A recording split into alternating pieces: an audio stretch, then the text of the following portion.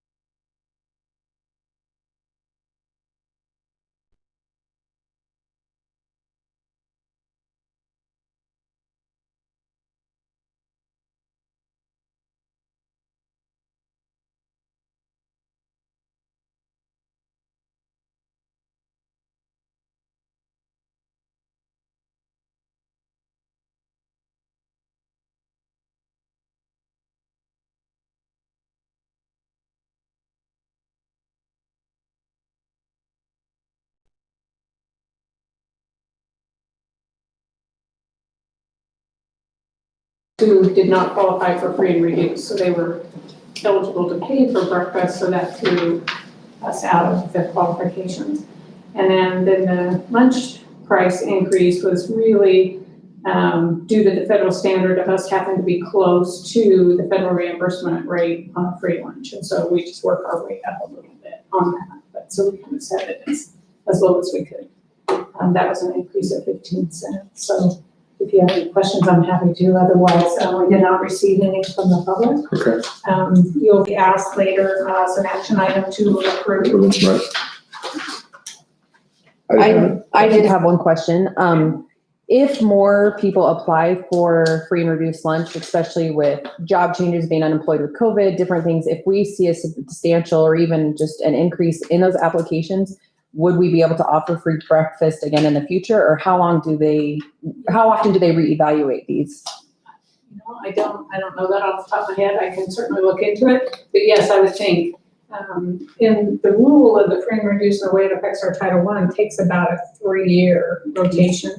But I don't know on the National School Lunch Program what the timeline is. But I'll certainly research that. And if we inch up or we start showing a higher, if we increase our free and reduced, then I think that's definitely something we should pursue to try to implement again if we can meet the requirements. But I'll have to look up to see what the timeline is. Okay, and then I guess just make sure that admin, if I could suggest that admin make sure that their schools are aware and really make sure they're offering those forms for free and reduced, and that it's not that we want to know how much money they're making, but really that has a huge impact on the funding that we receive.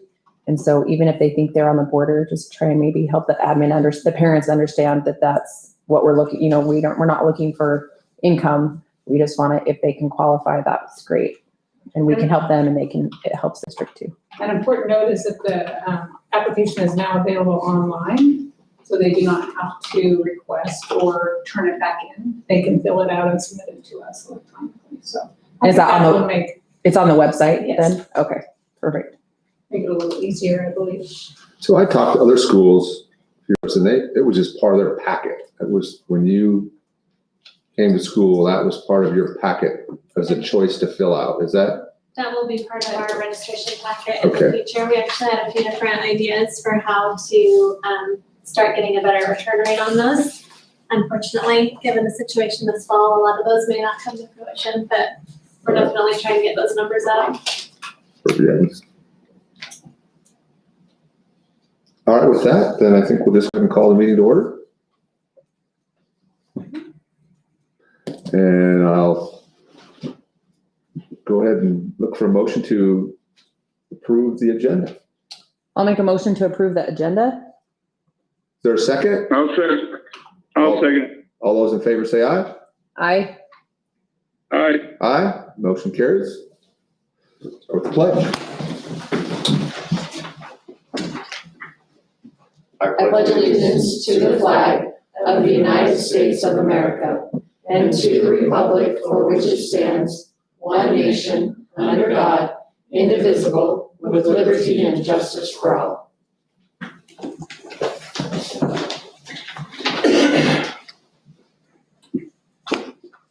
With that, we will begin our discussion items, which is interviewing for the vacancies in Zone 3 in Zone 4. We did have one person, Mr. Hughes, pull out over the weekend after talking with his family, I think. So we have 3 applicants for Zone 4, and we have 4 applicants in Zone 3. Derek, because he's on the phone, said he would just listen and not ask the questions just so you could hear him. What we're gonna do is Alicia and I will alternate asking a question, and each of you will get to answer the same question. And then not the same person will start each time. So we'll just rotate through that. Answers should probably be no longer than 3 to 5 minutes, but I've never had a problem with that before. But,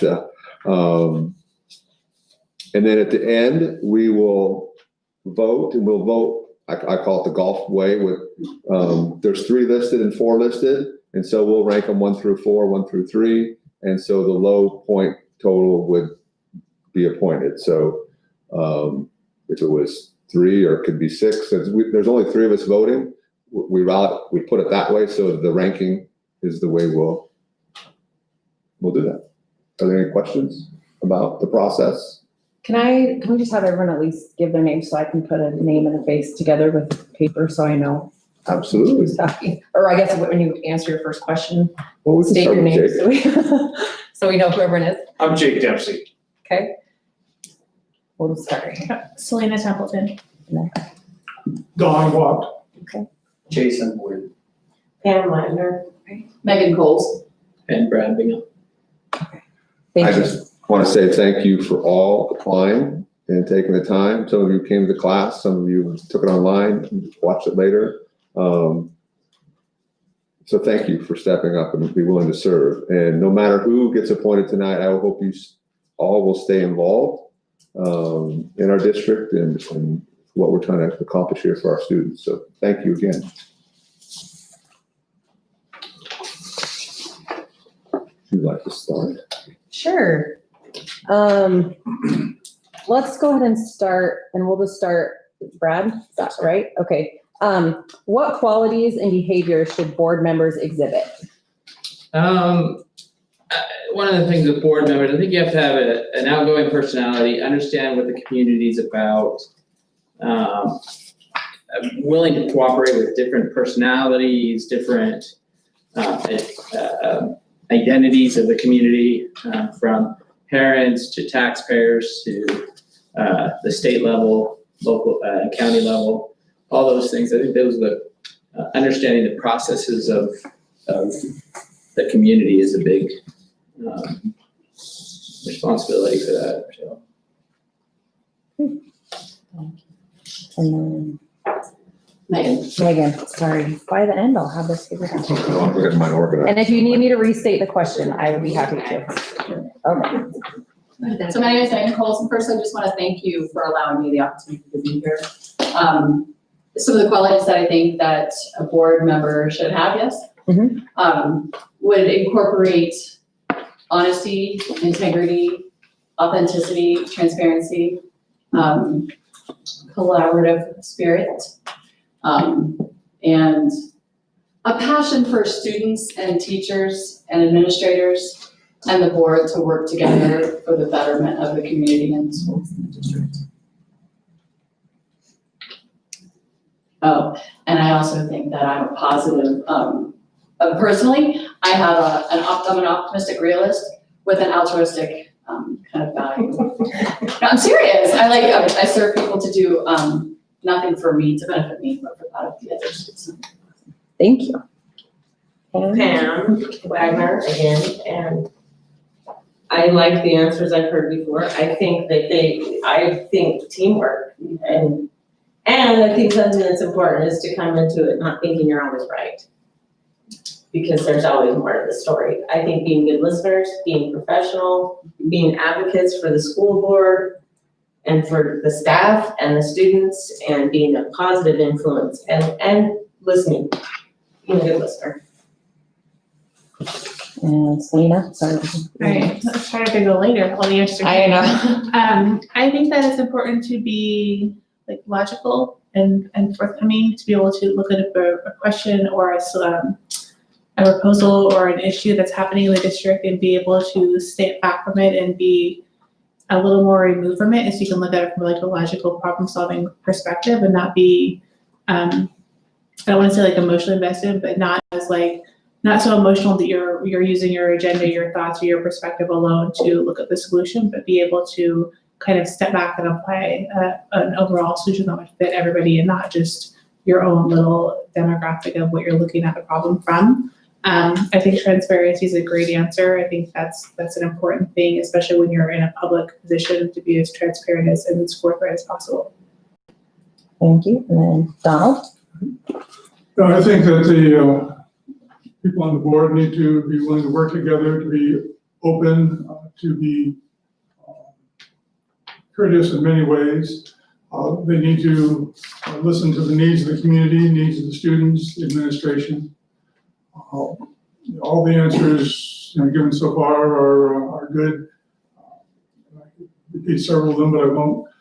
But it's just taking the time to research the problems, consider what's going on in the school and the community, and to work with the other members of the board as well as the people within the school district to try to solve them and make it a better experience for everybody. And Jason? Yeah, Jason, Zone 4. So yeah, ditto, I think, to everybody. I would include and add, I think, critical thinking skills and a desire to never be satisfied with status quo, like, right? Just visionary leadership and thinking and just always going, where can we be better? What can we do? How can we improve in any area that we're faced with? And then I think one of the most important qualities is a willingness to put aside what I want for what's best. Because there are a million things that you guys vote on, right? That you may not necessarily agree 100% with, and you may vote against, but even if you vote against or a member votes against, once that motion carries, it's then incumbent on the board to, we're all pushing for that one direction because it's what we've decided as a group. It's not individual wants or needs, it's what the group has decided to lead forward. So if that makes sense. Yep. And then Jake. Jake Dempsey. So, they're all great answers, and the only thing you can do is parrot some of these. But I think in addition, the ability to keep the main thing is something that can get hard to do. Getting chasing rabbits and doing things. Certainly, thick skin is going to be important, and then understanding the end game and the process of getting there. I think people can struggle with that, and the ability to test things and learn from things and pivot as you go are all some good things to add to the list. Thank you. All right, so this time we'll start on that side of the room, so they can, 8 of you or 7 of you, it's hard sometimes. You guys did a great job. Do board members or the board have a role in day-to-day operation of the district? Can you support a board decision that you are not in favor of? Yeah, we'll check. So, kind of a two-part question there. So do they have a role in day-to-day operations, as in, do you have your fingers in the decisions made by the principal when somebody, does something wrong? No, I think that the board is to give the ship some general direction, and then everybody else down below runs those day-to-day operations. I mean, much like a board in a company, that board is there to hire, fire the CEO, to give some direction, to give some ideas and thoughts on, hey, here's where we should be taking this thing. As far as micromanaging or at that level, no, I don't find that that's something that the board should actually be involved in. What was the second part to that? Could you support a board decision that it was a 3-2 vote, and so the 2 dissenting votes? Could you support the board decision if you voted against? Yeah, I think you almost have to, right? I mean, if the majority thinks that that's the direction you want to go, then you have to pivot and work towards the greater good. And so to have an agenda doesn't benefit anyone. Jason? Yeah, I think it's a pretty black and white. Do we have our fingers in the day-to-day? No. But do we influence the day-to-day in so much as that we set vision and direction for the school district? Yes. But we're not doing it. We're setting those policies and vision. The day-to-day is overseen by the superintendent. And there's management there, but not, you're not showing up at schools to count paper clips and that kind of stuff in any means. And certainly, I think, right, I could get on board with a decision that I didn't agree with. I mean, it happens all the time in the job that I have right now. So, yeah, I think that's a part of working with a group of other people. It's not an individual choice, it's a group choice. And if the group decides that this is the way that you go, then you go that way. Don, day-to-day, no. There will be things, obviously policy affects it. In a very rare instance, being on the library board, I've been on there 8.5 years, and one time we had a book decision appealed all the way to the library board. There could be something like that happens. That was the book that somebody wrote that said he died and went to heaven, and later said, no, I didn't really do that. Somebody wanted it pulled, and we just moved it to fiction from nonfiction. So that was our. But still, I mean, it would be very rare. I mean, it'd have to be something really unusual for anything like that to be appealed all the way to a school board. Working with people with whom you disagree, that's part of life. Hopefully, the board, ideally, 5-0 every time and all that sort of stuff, but it doesn't happen. There's big issues that are confronting the school district, confront the community, and you need to work with the people. And it means sometimes you're on the losing side. That's what happens. Celine? I think I just tend to mirror what everyone says, that definitely you have a role in that you're setting policy and you're sitting at the higher level, but the actual implementation and oversight you're definitely not involved in.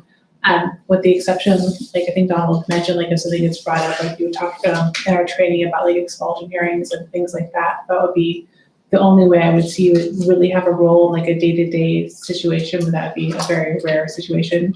And as far as getting on board or supporting a decision that I didn't agree with, the other ones, I agree that as a public face at the board, you definitely would support what the decision was. Once the decision is made, I think that the time to disagree or to have a conversation would definitely be behind closed doors or in a closed meeting. And then once the decision is final, then they'll go forward and move forward with that decision. Okay. I would say no, and what I got from the training was if you have a good working relationship with your superintendent, she can manage the school district just fine as far as the day-to-day goes. I would hope there would be a level of trust there that that's kind of what she's gone to school all those years for to do. And I liked the example they gave on the training too about if somebody approaches you and they have a problem with their teacher, well then you redirect them back to their teacher.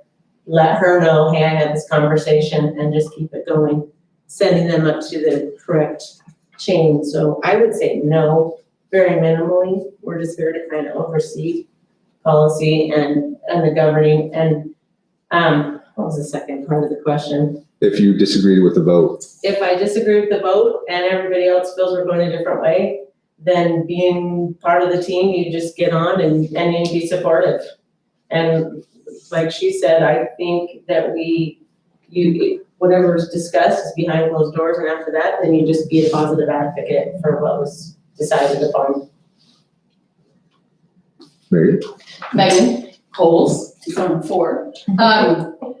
So no, I don't think that the board has a day-to-day involvement in the decision-making processes. As an educator myself, having a master's degree in teaching and having over 20 years of experience in the classroom and in varying different school environments, as well as attending the last 4 years of Valley View School District's board meetings, because that's my husband and I's date night. You gotta do what you gotta do.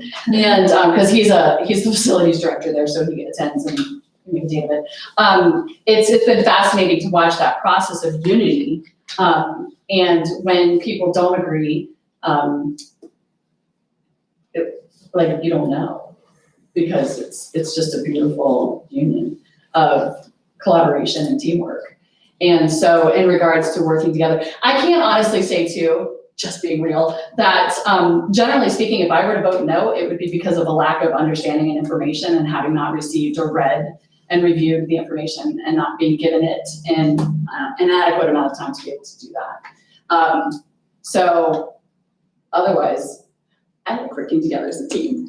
And yeah, it's all about not your personal agenda, but that of the students and the community and the staff. Administration. Brett? No, the board is, I think, responsible for giving the resources to the superintendent to help her or him to develop programs with the right tools, the community support and stuff. And honestly, I've been in the military for 15 years, and a lot of times we have those votes of disagreements, but it turns out most time disagreements are just the same process, just different ways of seeing it. So a lot of times disagreements is just, we all want the same thing, we just see it differently. And so yes, I can support, and I've done it most of my career, is, I've had commanders where I go, well, wouldn't do it that way, but it's gonna work if we all put it in the same direction. And I think that's important, is to be upfront, support for the students, to be support for the teachers, to be support for the communities when they have things that come up, and we all work together to solve problems that arise within the community of our school district. And that's not easy to do, but it is what we should do as board members. Okay, what are current challenges? It says facing education or facing specifically the Middleton School District. And you can do your top 3 or just, I'm sure the lists are lengthy, but so what are the current challenges facing education or what are the current challenges facing the Middleton School District? And this time, if we can start with Selena, that work? We'll start here and then go back around this way. That way, I think we have enough questions. Everyone can at least start first. So. Well, I didn't have time to think about it because I'm going first. So I might change my answer at the end. But I think the top 3 for the district or education in general, I think one, honestly, I don't know if this is right or not, but I think funding is always a big issue. Like, I think that we don't give enough money to our teachers to give them the resources they need, and we're asking them to do like a huge job with minimal resources, with minimal support. So it's probably like a personal perspective as watching my kids in school and watching what the teachers do and knowing what their salaries are and what we're giving them for textbooks and supplies and having teacher friends and watching what they personally pour into classrooms. So I think that's a big challenge, because depending on the dedication of the teacher, it's really on them a lot to do a lot for their classroom and for their students, because we aren't able to provide them the adequate resources to do it across the board. They have to take that on themselves. So I think that's one big issue. As far as Middleton district, I would say and it's probably something that is on every district, just with boundaries. I would say just the varying demographics of our students. We can have a demographic of a student from a very large household with a lot of resources, or a large household minimal support, where we don't know what their home life is, and so they're in the classroom for 7-8 hours a day. We don't really know what they're going home to, so it's harder to really support them as a school, as a district, knowing we're trying to meet the needs of such a varying student body, that I think that's probably a harder place to be. And then just the general environment we're facing right now, as far as like COVID and returning and safety, and having to like pivot what we grew up with, what our parents grew up with, as far as what the concerns for safety and what the school's role was 10 years ago, 5 years ago, like 6 months ago, versus what we're going back into now. I think that's a huge challenge. I think everyone is learning as they go, and I think that's going to be something that we have to really develop and set some strong parameters for our schools to really support them and be able to change on a dime as far as what we see them as being faced with from day to day. I think it's just revolving rapidly. Thank you. Well, Tam? So I would say overall, in general, probably your education. I mean, the goal is to educate children so they can contribute to society, right? Instead of leech off society. So, but I would say the Middleton School District issue, obviously COVID-19, but we're bursting at the seams and we need new school buildings and we have budget shortfalls. So I would say that's probably not a fun place to be in, but that's probably the most concerning. And how do you maintain a good academic environment and enrichment and extracurricular activities with the budget shortfalls? It's pressing, I think. Megan? Funding, I'm excited that the levy is coming up and hoping that people will vote for it so that we can build a new building and utilize the resources for what the district needs to utilize them for.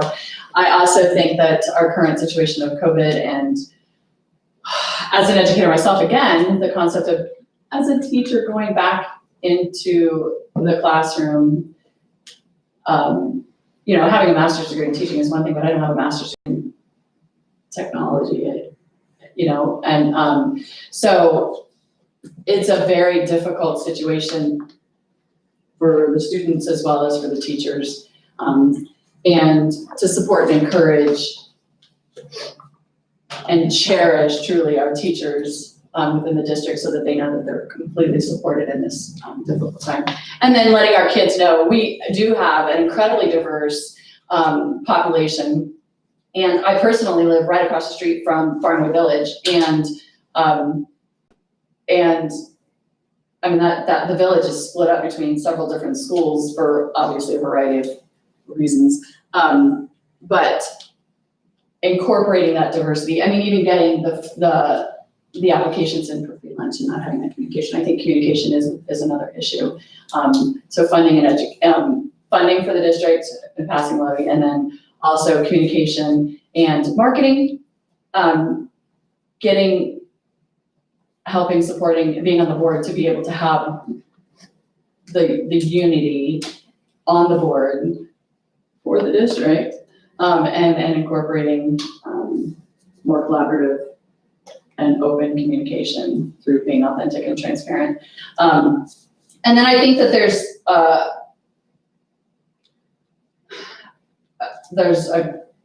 our community's growing, and we don't have the schools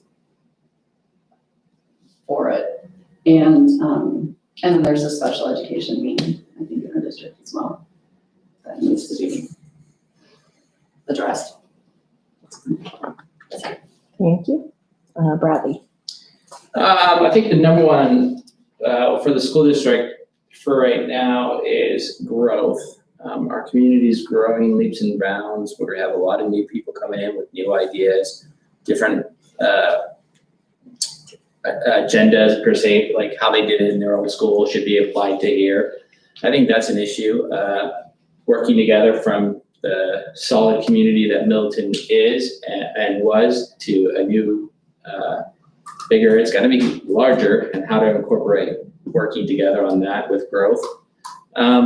I think another issue is there's a lot of state and federal requirements that are being pushed upon education, and that's really difficult to get through all the fog of all these regulations that teachers must follow through state and federal policy. And that's ever evolving, changing. So that's something to do with also our budget, how we can spend money, what we can't spend money. Just an example is free lunches. We didn't meet the requirements. What are we going to do now? That's always going to be changing within the district.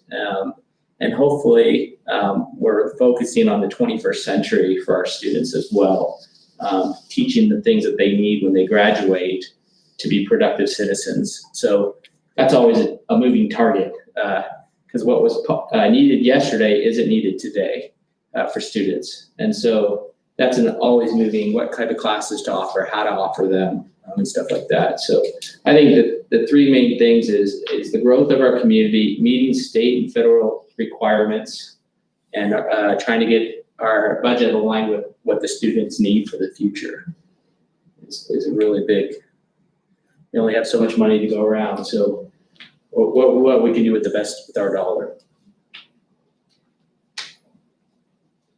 Thank you. Let's go, Jake. So I'd echo a lot of the stuff. I'm really, in Middleton specifically, we're in a unique position where I'm just up the hill, we've got another, 400, 900, somewhere in between their homes at whatever speed they load up. And managing that growth, because we don't know if that's gonna be hyper growth, we don't know if that's gonna be slow growth, we don't know what the economy's gonna do. And just making sure that we manage our budgets accordingly and I think that leads to the second piece, which is echoing what a lot of people are saying, is preparing our kids for the future, but not letting them know any of this, right? The stuff that's happening at a board level, the budgeting, the struggles, that should be a part of those kids learning and growing and figuring out how to move forward with their life. They shouldn't have to sweat the fact that, we have to, cut something, or they shouldn't be a part of some of the responses on social media that we as adults have to deal with. Those guys should be insulated so they can focus on their growth as students, learning, so that when they leave Middleton, they have something to walk out into the world with, and it's like, okay, I can, do something more than flip a hamburger. Not that there's anything wrong with that if that's your chosen profession, but. Thank you. Donald. Yeah, hopefully what will be just a temporary issue, but is a major issue for education in Middleton, is the COVID crisis. We've seen elsewhere where schools have started in different forms, online or face-to-face, and there's trade-offs in terms of health. If everybody goes face-to-face, the results have been increased spread of the virus. If you go all online, you have some other problems that arise in terms of the quality of education for all the students and so forth. So it's a difficult situation, but hopefully, 6 months from now, it'll be like 6 months ago where it's, okay, we have that, we've got the vaccine or whatever, and we can move on. For Middleton funding, for more than just Middleton, but for Middleton, funding is a big issue partly because of growth, because of the desire not to pass bond issues. It's something, takes some education, and it's hard to fight sometimes.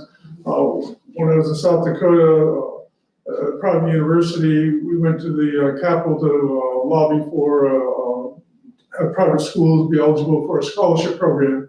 And when I was there, several of the legislators came up to me and said, gee, it's great you're doing all this stuff privately, you're doing that. And part of the time I just want to say, you got state universities too that need some funding. Make sure you fund them, but I of course wouldn't say that to them because I was lobbying on something else for a different issue. But funding is an issue, especially here. I hope the bond issue passes. But if not, then it's going to be a major problem going on into the next year. The other thing is, more globally, the quality of education. We're trying to make sure that it's available to all the students. People come with different backgrounds, different family life, different levels of skill among the students. Some are learn quicker than others. There's a whole variety of things there, and trying to make sure that each student is able to grow to his or her potential, to learn and be ready for the next stage of their life, whatever that might be, whether they're further training or whether it's just moving directly into the workforce, whatever it might be, but to make sure that they're prepared. And Jason. I think we'll have a quorum vote here when I say funding. Obviously, I think is the biggest global issue that's facing education, not just in Middleton, but across the board. I think it's a huge one. I think at the school level, in the classroom level, I think about differentiation of instruction for students. So when you have a teacher that has, my wife's a teacher, so this is where like my wife's influence comes in. When you have a teacher that has 30 or 35 students in their classroom, like my wife does, she teaches a different district. Having to figure out how to differentiate instruction to meet 30 different kids, especially with, in light of COVID and how that's changed how we're going to have to instruct students. So the day-to-day pressure that our teachers feel to do a quality job of what they do, and I think they do an amazing job. There's a tremendous amount of pressure on our teachers to sometimes, we want them to be like mythical Greek gods in their ability to teach our students, but I don't think that we do a very good job at times. Not school board, I'm thinking parents more in this instance of extending grace to them and understanding the job is extremely difficult. It's not easy. And then the third thing that I would say is at a community level, I think that there is, and not just in Middleton, but everywhere across the globe, there's anger that the world isn't like it was back in March when COVID hit. Why can't we just go back and it just be like it was? And so we're struggling through trying to figure out what life looks like. We're trying to make decisions when the information that informs our decisions literally changes day by day and hour by hour. Like you could sit in here tonight and make a decision for what the first day of school is going to look like.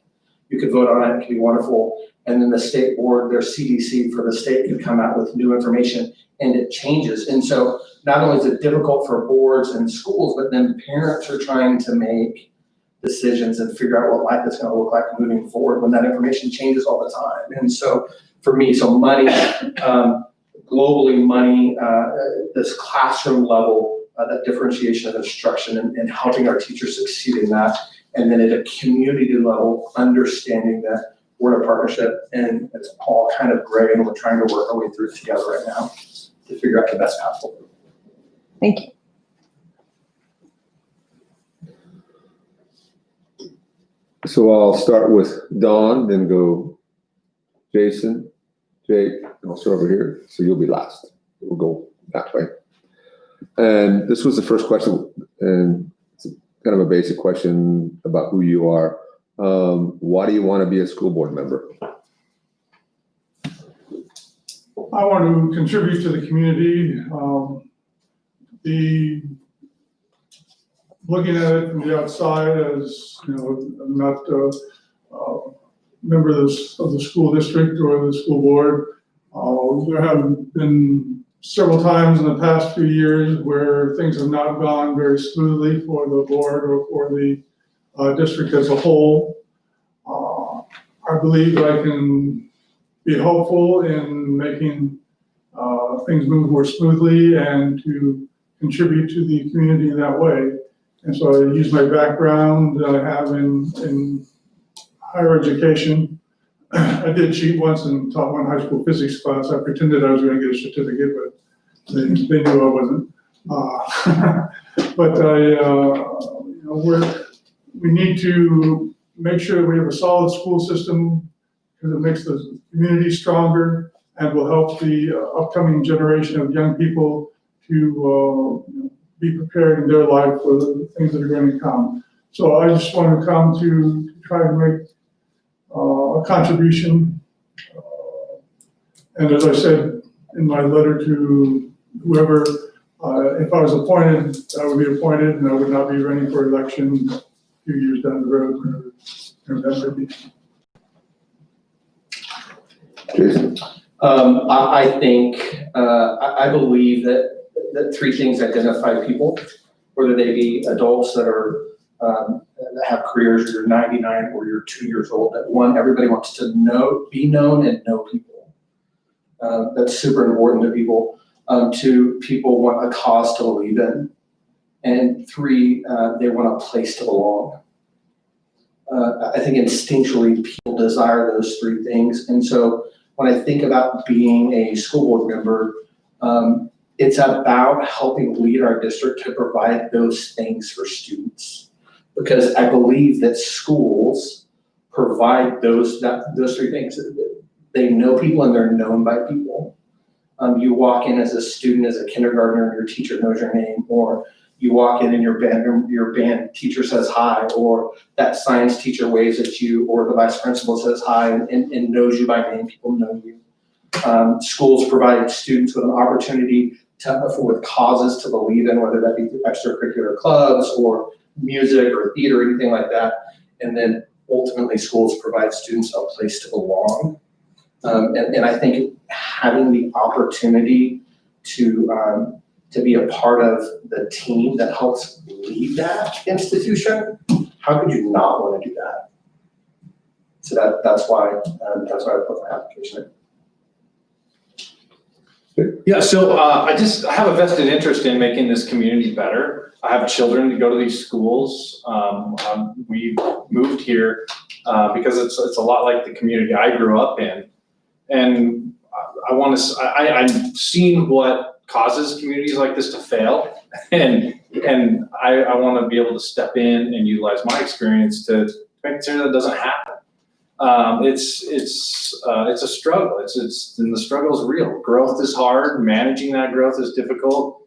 So being able to make sure that 10 years down the road, 20 years down the road, Middleton is still a really good place above and beyond, as a community, that our schools can support a strong Middleton.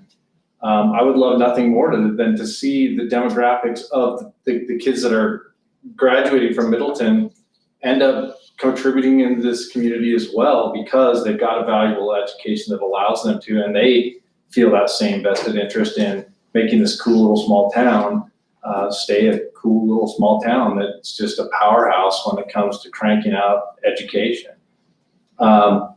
I just think it's really important. I think that the community above all is what you make of it.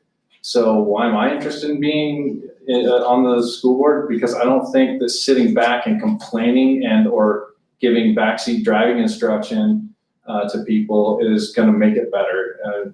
You might as well step in the ring and do something for yourself. I've been blessed growing up in a small community like this, moving out of it. And in fact, the community I grew up in, I'm pretty sure that I'm the first person to ever actually go to China and do business there from my community. And it's kind of I almost feel like it's an obligation to take that blessing and go, okay, what went right, what went wrong? What can we do to facilitate that for a lot of people instead of just one lucky kid?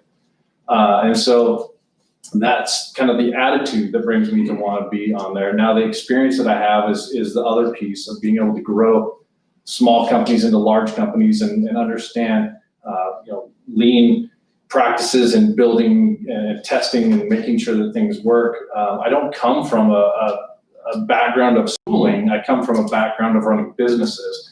And really, I feel like a board is more like managing and running a business than it is, kissing babies and hugging people. It's about getting in the nuts and bolts, understanding big budgets and things like that.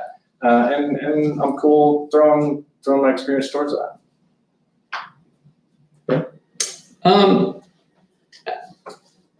Why do I want to become a board member? Well, when I got out of the military, I became a teacher, and I realized, and I've always realized that education is the backbone of a good society. And I want to be part of the board because I know that we have a great school district. We have great teachers. We have great students. We have great opportunities to see our students be successful. And one of the things that I hear all the time is, oh, the school board did this, and that, we hear all these, the schools aren't doing this.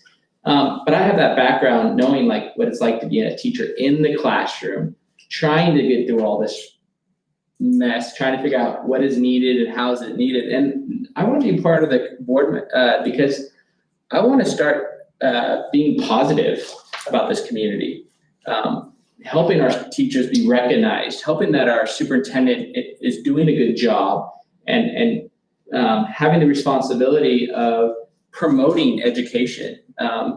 I realized in the military that when troops came from great educated backgrounds and good, strong schools, they were more apt to do well in their environments.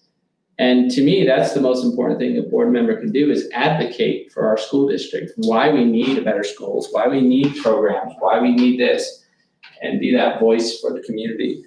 And for our students to say, hey, we can do this. This is possible if we all work together. And I think that's what the major thing is I want to make sure that this community has pride in their schools. And we should, because they are great schools. Megan? Megan Coles, Zone 4.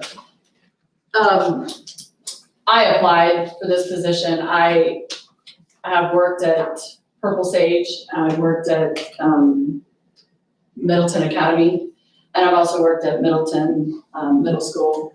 And in the past couple of years, I'm choosing not to work right now. And I feel like I have the time to be able to devote to working together to better the Middleton School District experience. I do believe that for the Middleton School District, every child and learning every day is a valuable mission and vision, and whatever I can do to help encourage that. Like I said, I'm an optimistic realist. I think that every obstacle has an opportunity to develop and grow. And I don't feel like I come with an agenda, although I do have over 20 years of experience working in not only varying educational environments and settings, but as well as social services. And so in that, I've worked with a variety of different demographics and economic statuses, if you will. And I like to be a team player. And I would love the opportunity to be able to work with you guys to do whatever we can to better the outlook for the district and for the students, so that they can learn every day and not be consumed with the difficulties of life that are facing them currently and in the future, so that they can be productive members of society. And be successful. I love advocating for people. I think that this is an incredible opportunity to be able to advocate not only for the students, but for the staff and the administrators, and for the parents within the community as well, because of the diversity of this of the community. I think there's a lot of people that didn't even know that this meeting was happening. Where I live, when we moved there 6 years ago, I was told I was out of district. And had to show my property taxes to be able to have my kids attend the school district, which is where our property taxes go. And and the Spanish-speaking element of the village right across the street and the lack of involvement there, I think is really just because of the lack of communication and education and opportunity. So I'm just here to put my name in the hat to be a team player to help better the district. Pam? Let's see, I don't have a lot of business experience. I am a mom who decided to raise my kids, and I graduated 3 kids through the Middleton School District. One was a senior in COVID 2020. She's doing great though. She's got a job and it's all good. I'm here because I have a lot of good friends in the school district that I admire and I don't want them to leave, honestly. And I want them to have a good working environment, and I want confidence to come back to our community because we have a wonderful school district. Our demographics are pretty good. I don't think they're that bad. I came from Caldwell, all the way from Caldwell here 12 years ago with my husband because we wanted something a little better for our kids. Not saying Caldwell's bad, but I run a junior golf organization that I've done for the last 12 years. I love kids. I love seeing them be successful. Now, I have all kinds of golfers there, and some of them are never gonna be Tiger Woods, but I try to make it so we're all successful. I feel like I can bring teamwork to the table. I feel like we need to work together, and reinstill faith from our community members, so they'll say yes to a levy, so we can have the supplemental income, and then they'll say yes to a bond, so we can build a school, because we desperately need a school. So I'm here probably mostly to support all those people that come to me and are just distressed. So I guess maybe that's an agenda, maybe not, I don't know. Please. I want to be on the board because similar to what everyone has said, I live in the district, I have kids in the district, I see the need. I've seen all the negative publicity that our district has gotten. And like everyone who has had kids here, like it kind of like makes me upset because I know what my kids experience in school versus what you hear in media about our district. And it's kind of bothersome because I see like good teachers, good school, good education, and then you see what other people's perception of our school district is based on what they see in the media. And I would like to be a part of what can look at the vision and change that. And again, that's probably an agenda too, but just what we can do as a community to make our school boards stronger. I think that I can contribute to that. And like I said, I have 2 kids in the district, so I see the parent side, I see the teachers, and I see what our schools have to offer. And I want to be able to work on policy to support growing that, as well as what we can, what we can learn from what we've done before to move forward. As far as background, I have really, my only background is like in business, as far as like looking at processes and making changes based on the feedback we're receiving, looking at budgeting, making hard decisions to make sure we're reading as lean and as efficient as possible, and having creative problem solving. I think I have all those background for doing that for quite a few years in the independent business industry.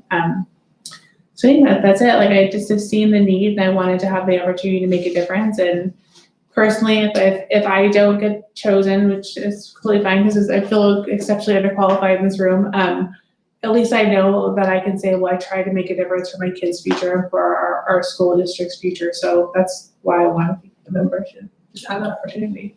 Thank you. Just as a clarification, you guys are all extremely qualified to be sitting here.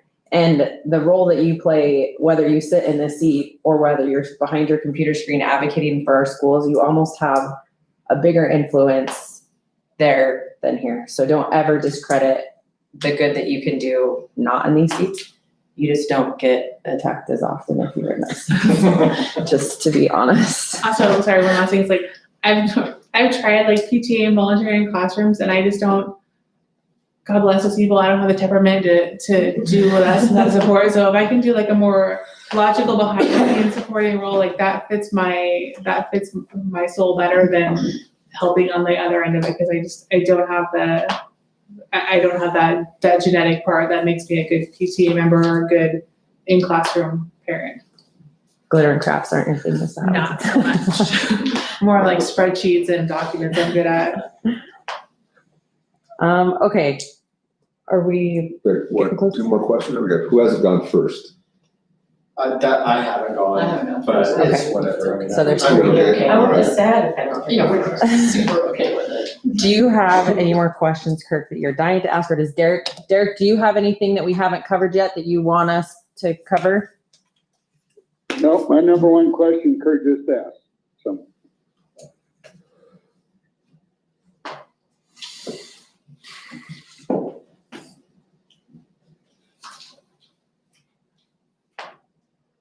I have one. Yeah.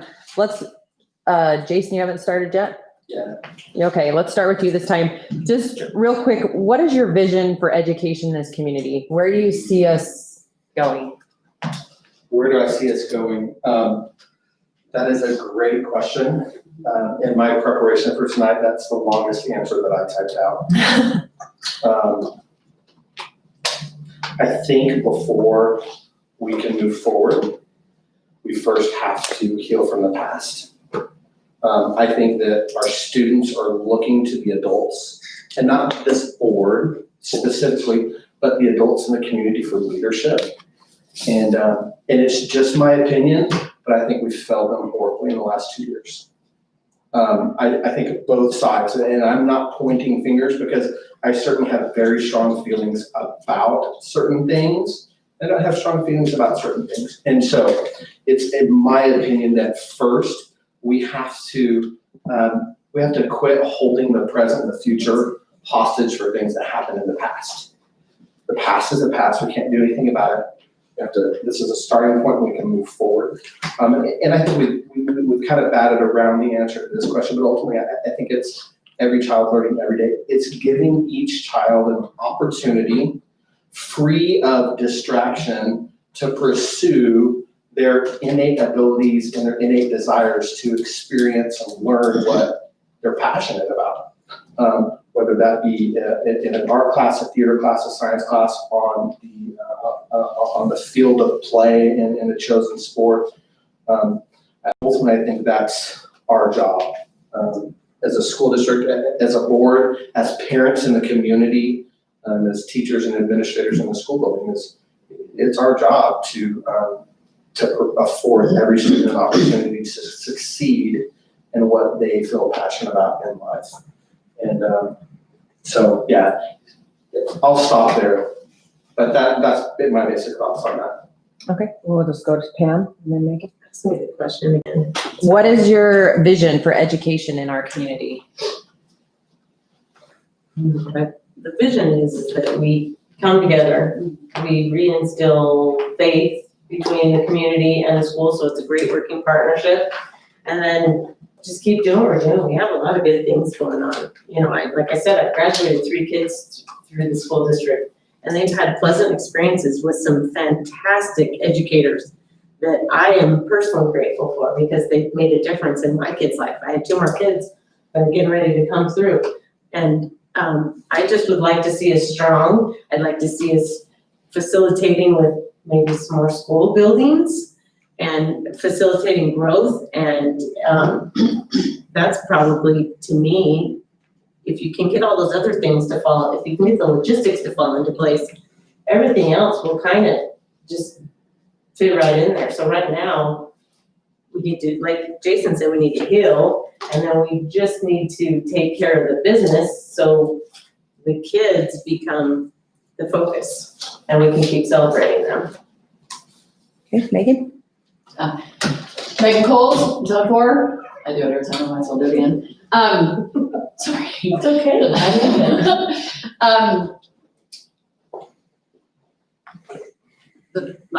Where I think the vision is for the district. What's your vision for education in the community? You know, it's interesting because, again, looking at obstacles being an opportunity, and I mean, I got my bachelor's degree in '93 in education. That was a long time ago. And so the concept of what was then versus what is now and what COVID has done is just exacerbated what was coming, in my opinion, anyway, in regards to technology in the classroom. And part of the reason, in all honesty, that I don't teach anymore is because not for my lack of passion for children. It's really because of the politics as well as, well, I mean, we have 5 kids, but 2 are out of the home and 1 just graduated this year. And so, and it's going off to college. And so we still have 2 more, but the concept of doing online classes and technology in the classroom, technology at home, technology for parents, technology for the teachers. And I mean, it's just changed so drastically. And so I think that that obstacle becoming an opportunity for growth. And now every child, I mean, everybody's working towards having every child have an electronic device, a one-on-one device.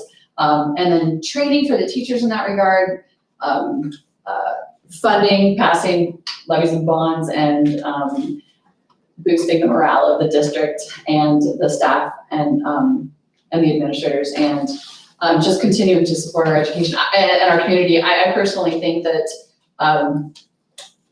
this is a beautiful place to be right now. And I don't just mean like in Middleton, I mean like right here, right now. And I don't think it's a coincidence that things happen the way they happen. So beyond that, I don't know what y'all want to do. So it would be a matter of hearing what y'all want to do and talking about it and doing what I can to support it. So. I think one of the things that I'm passionate about is helping our students become future leaders of our community, and be independent. So there's lots of paths we can do that through, but having the programs necessary to prepare them for the future, to be able to walk out of high school and say, I got this. You know, if they spent from kindergarten to all their lives here, or just a little bit of time with Middleton School Districts, it should be when they come to our school district, the students should say, wow, this is amazing. I can do this, this, and this, and I can become a leader. And with teachers and students working together and parents, it's amazing what students can do. It's amazing what simple things of giving them a responsibility can do. And I come from high school background, so you know, I was part of a business program, and students are smart. They're not, you know, sometimes we put them on the back burner, but they're the ones that should be saying, hey, you know, I want to try this, and giving them the resources, maybe an explanation of why. That should be our focus on education. Is they're smarter than we think. We hold them back sometimes as teachers and parents. Oh, no, it's too risky. But if you listen to those students and you listen to teachers and administrators, they know what they're doing, and they say, hey, this is going to work, because they're the professionals. And I think that's part of what I want to see in our community is we're preparing students to be future leaders, to be prepared for the 21st century in a global economy, not just here in Idaho, but a global economy, getting those right paths for careers and for education. So that way they, like I said, when they graduate from Middleton, they go, wow, I can do this, and be prepared to take on the world. And I think that if we can, as a community, support our students to do that, we got it made. Independence is a blessing, and we can teach our students that through proper education, through the programs that we have. Let's go with Selena. I think, if I think about like my vision for education in this community, I think definitely what everyone said is just preparing our students and our kids for being successful, and whatever that looks like for them, recognizing, being able to provide with the kids with a strong foundation, like of all subjects, but then also diving into letting them lead their education and giving them opportunities to learn about different things that might interest them, and while they're in a protective environment where they can have the opportunity to succeed or fail and learn that maybe that's not what they want to do, but just giving them the education, not only, like I said, for traditional subjects, but also for trades or for exploring anything that's going to make them successful in their own right. I think that we have a lot of amazing programs already at the high school, which deviate from like a standard traditional, like a college experience. We're teaching kids things in agriculture, we're teaching things in like the concurrent enrollment that you can do. So just continuing supporting those visions, so letting our students know that there may not be one path for everybody, but we would like to provide you with the opportunity to explore what your path is and help you to be successful in that. And I think that, it's a long answer, that's my overall vision, to help them be successful, and how I think that we can support that is in supporting policies that empower our teachers to really help support our students. I think it comes full circle. We support one section, which can support another, and we can kind of, as a community, rally around our students and our future, help them see a different path for themselves to be successful, and to really represent Middleton in a very positive way, saying that, you know, we have this great education. We're teaching kids that you don't have to be, the traditional doctor. You can go and be this amazing, like, other person, and we're going to support your education and get you there. Let's do Jake or Donald. I can't remember who went first last time. Go ahead. Yeah, a vision for education is that we need to work together with everyone in the district to make sure that the students are receiving the instruction, the support, that they become not just students in the sense of 100 years ago becoming literate or numerate or trying to work through all the various subjects, but also to help them look at their futures, understand what possibilities are in the future, so that they can make wise choices, not just in what courses they take in high school as they progress that way, but what are they looking towards in terms of vocations, and what kind of background are they going to need will help them the best to move into that particular vocation or training setting. So we need to have a type of education that supports the students in as they look at the variety of opportunities that are in front of them. And the board, needs to make sure that the resources are available to the teachers, administrators to make that happen. And of course, right now, that's the big question for Middleton is, are the resources going to be there to make it happen in the way that we think would be best for the students? So if I had to say my vision, I would call it meaningful education, meaning that it's balanced between curriculum, environment, the social experience of having an education. I think as we all get older, we can reflect on our high school days and we were like, man, those were simpler days and I didn't have this big monkey on my back.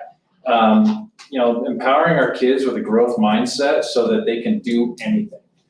And that comes from all of those things, teaching them the right things, giving them a place where they're safe,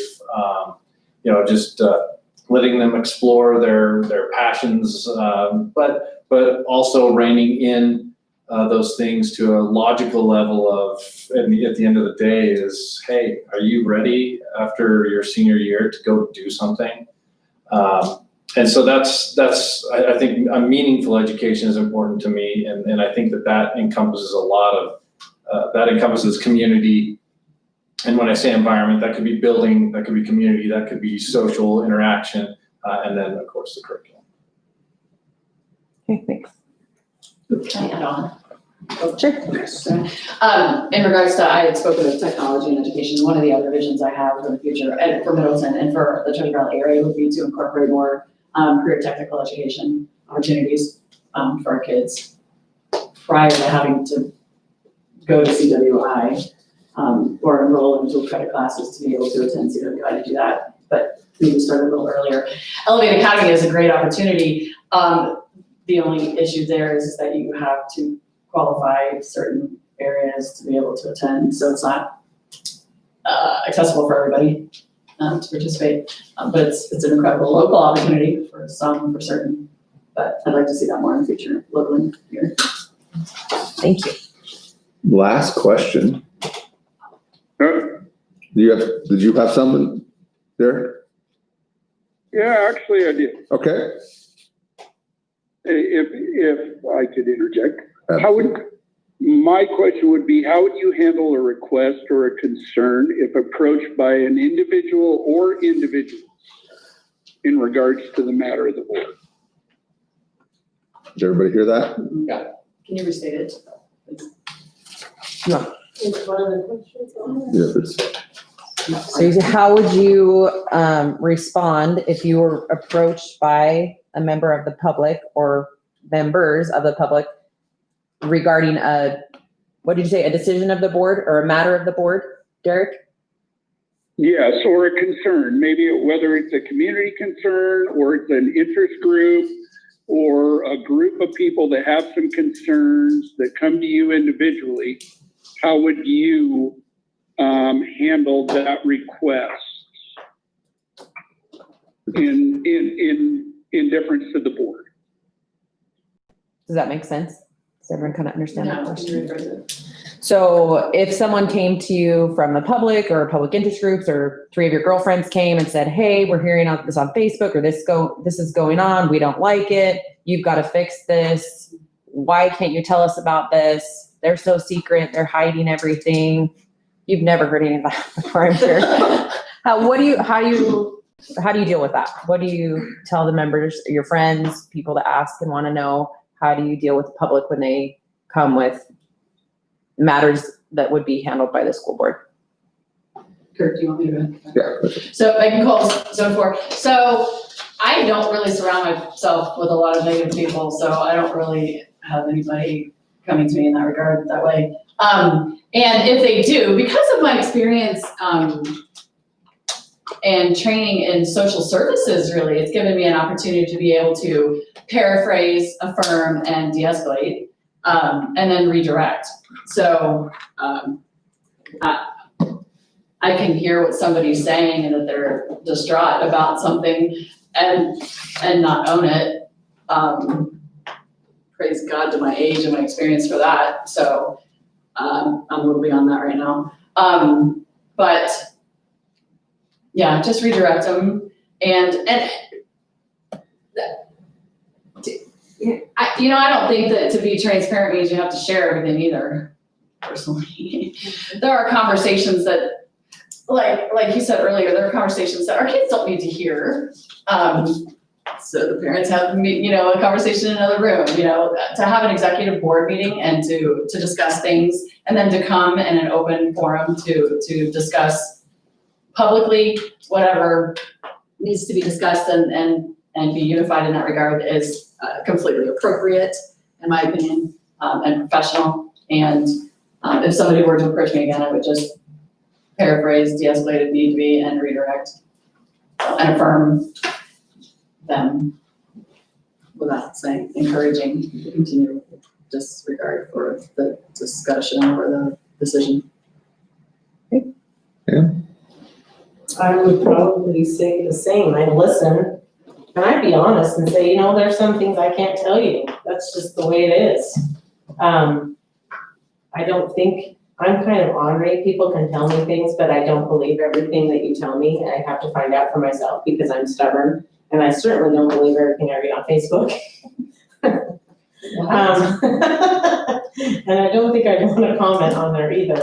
I would want them to feel like they were listened to, because I think a lot of times that's what people want. They want you to, are you hearing what I'm saying? I'm mad about this and I want you to know I'm mad. So will you hear me? So I guess I would try to make them feel like they're heard, and then do the deflecting, and then probably, and I'd be honest. And there are things you can't share. There are things that nobody needs. You just, I guess, my husband works for Canyon County. I kind of understand how some of that comes. You can't say, but you can be honest with them and say, I'm not at liberty to discuss that with you, but I'm sorry you feel that way.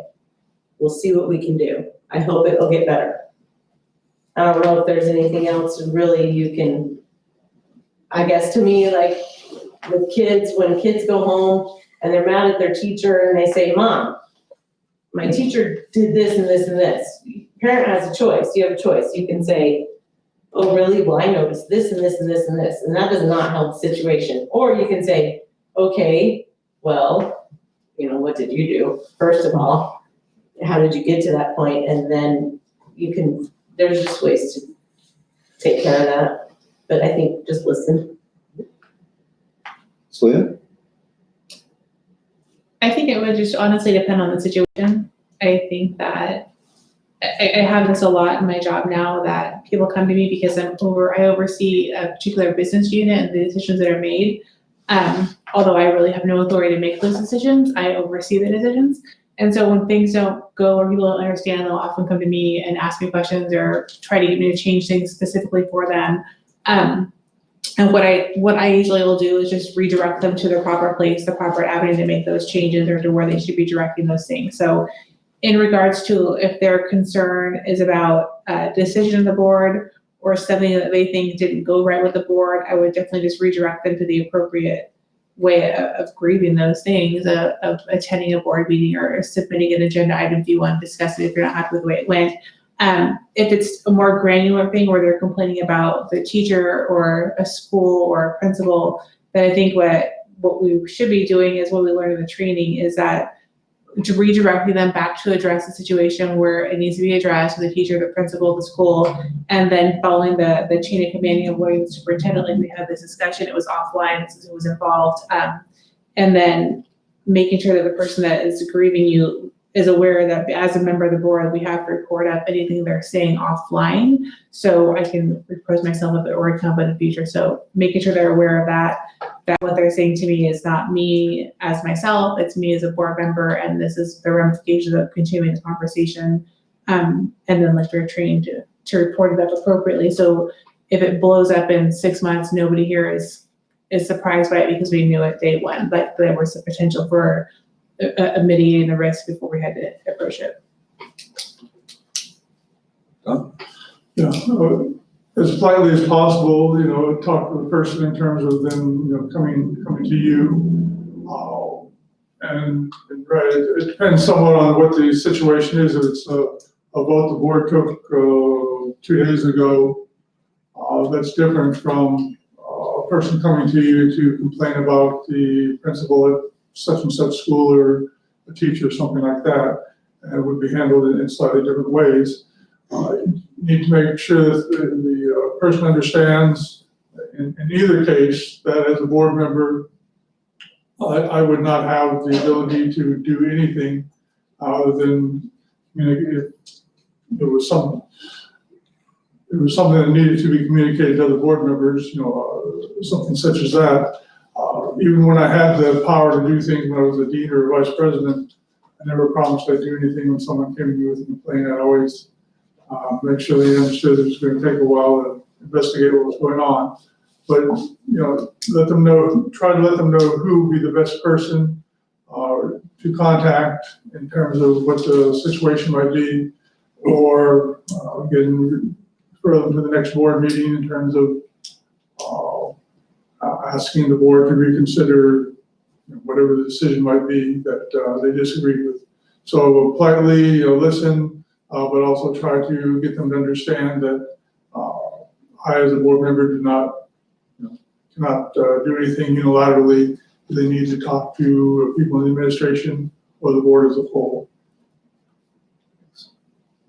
Jason? I think for the sake of brevity and in the spirit of a school board being a group of individuals working together, I'm just gonna take Selena's answer and you could write my name at the bottom of that. Right, I mean, hey, if it's a teacher issue, you redirect to the building administrator and then email for follow-up. If it's a board issue, hey, we've got to disclose, email, so we were not caught off guard. People like to treat like genie in the bottle. You see it, I've seen it happen in public with you guys. You're pumping gas, you're at the grocery store, and people see you, and you can just see them walk across and be like, oh, there it goes. That's not how it works. And so just write my name at the bottom of someone's answer. It's good, so. Yeah, I teach systems and processes all the time, and there's a process for it. If you want to talk to me about it, I'm sorry, maybe I can clarify something for you, but that's if you've got a grievance, there's a way to get that information to the board. And it's really simple. I work from home. My kids know when my door is closed, that's my time. And as far as I'm concerned when I'm in public, my door is closed, that's my time. If you want to have that discussion, there's ways to go about that. You can send an email. We can review it as a board. There's a lot of ways that we can handle that. But there's too many. I don't need people sending me private messages so that I end up having my phone subpoenaed or weird things like that. So my systems and processes. Got an issue, that's how you address it. I'll be happy to follow up and make sure that it's addressed. But that's as far as it goes. That's good. Right. I think one of the responsibilities for me, if I'm on the board, is to listen to our community members, and a lot of them just want to blow off steam. I've been in jobs, especially in the military, where just steam is needed to be let go.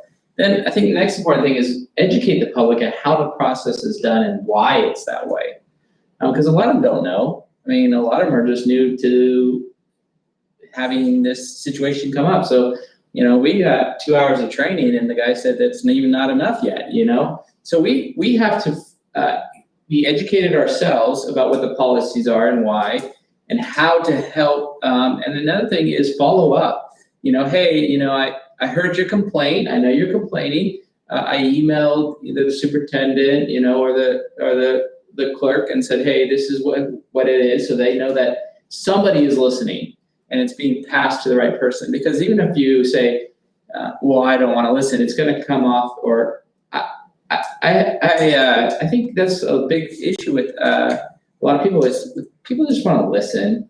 I mean, people just want to kind of vent some stuff, and we can, as a board member, say, hey, I understand, here's the process, this is why we do it this way, and then follow up with that, say, hey, this is what I did, I sent it to the superintendent, your question.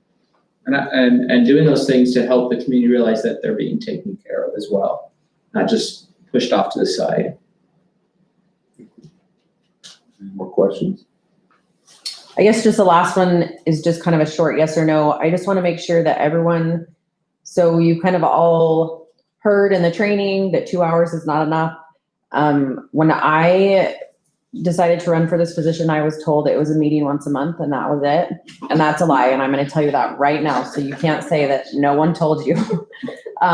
There's a lot of uncertainty. There's special meetings that comes up.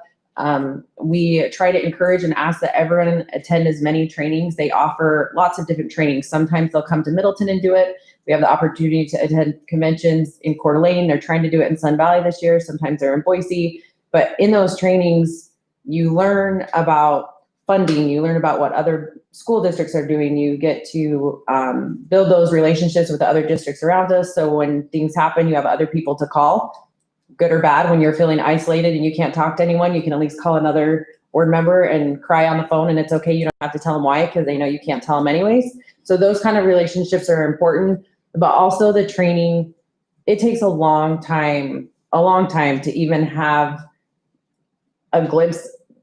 Public education doesn't run like a traditional business. And I think Kirk learned that. I think Derek's learned that. Like, it's just different. It's its own beast. It's its own ball game. And the reason a board works is because everyone can bring their different viewpoints and expertise, right? And funnel it together. And that's how you get the best ideas.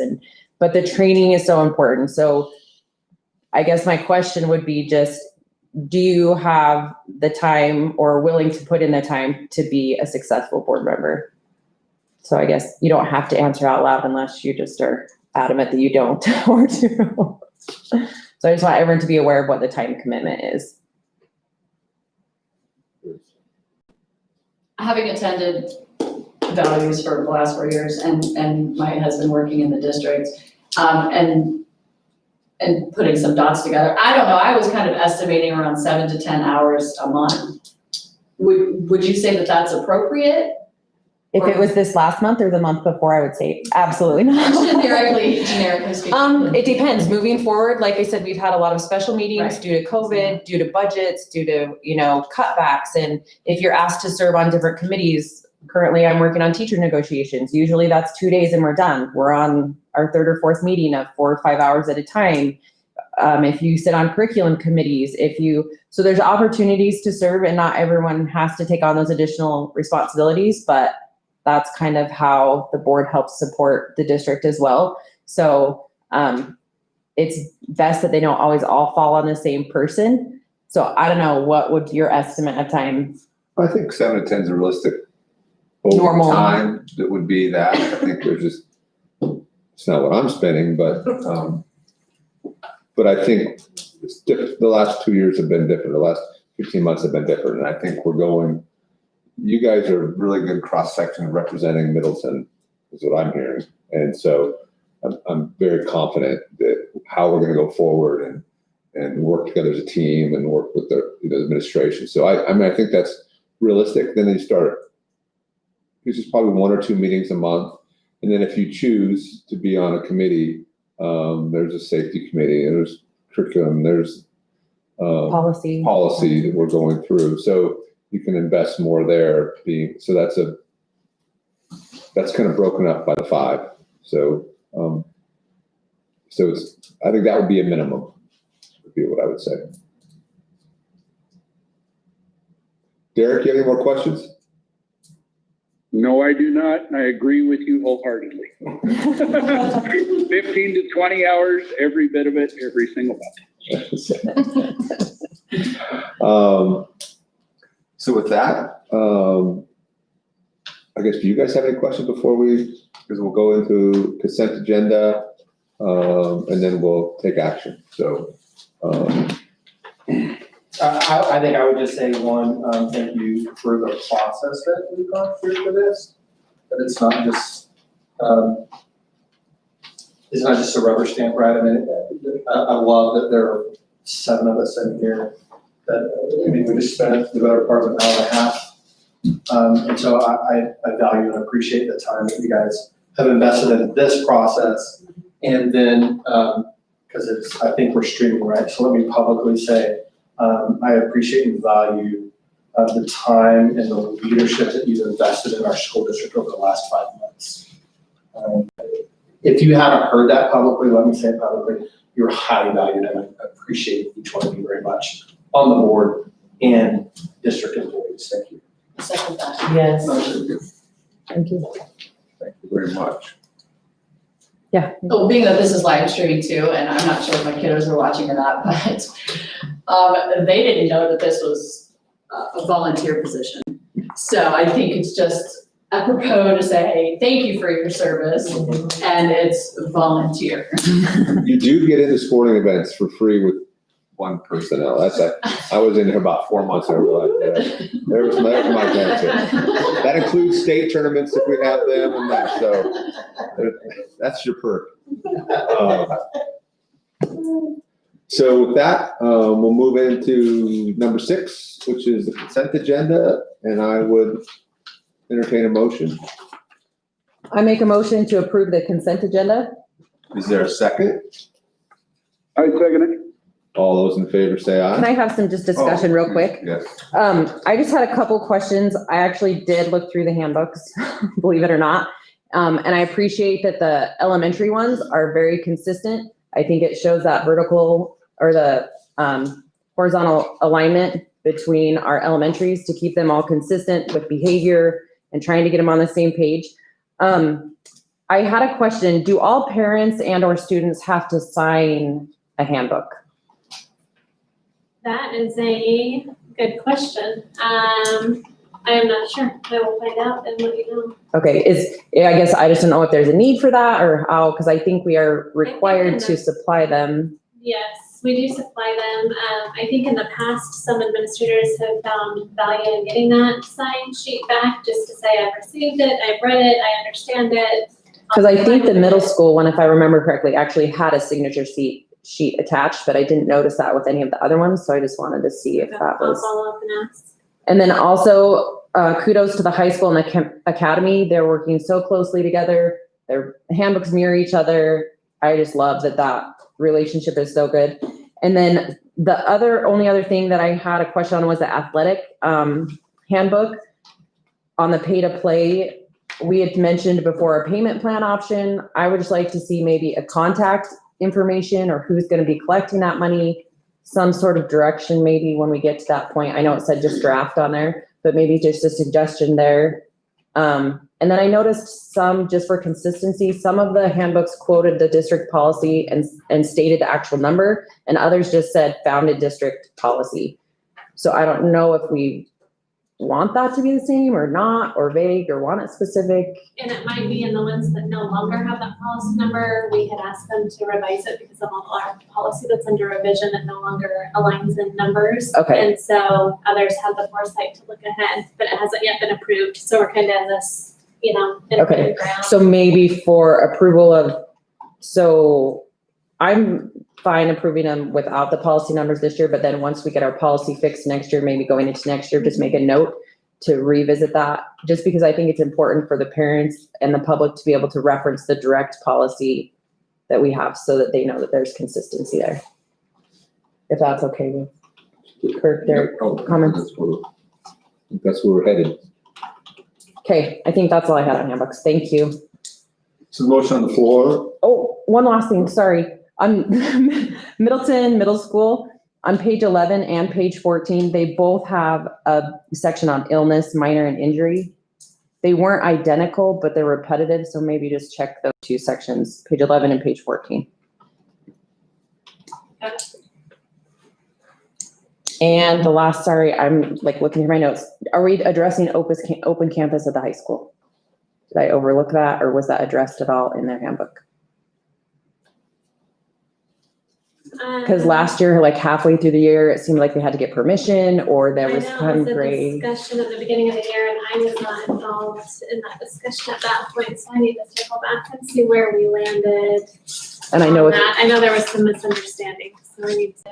Okay, so that would be the only other topic that I would revisit, maybe, and double check how that's gonna look moving forward, so we're consistent.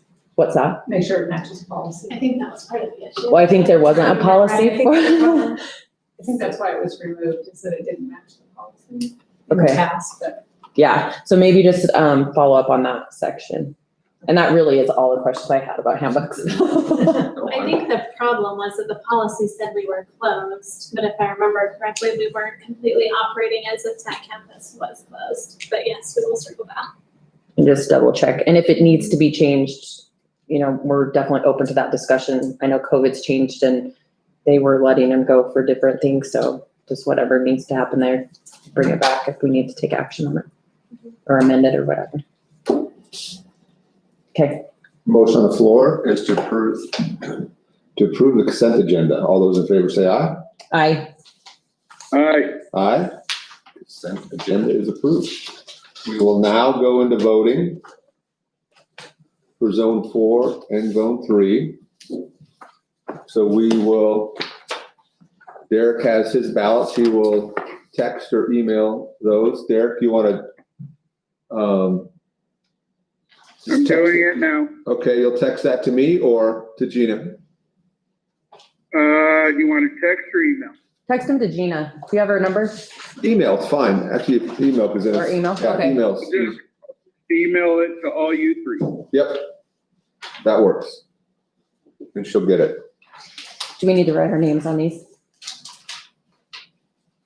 Sure. That is. On this one?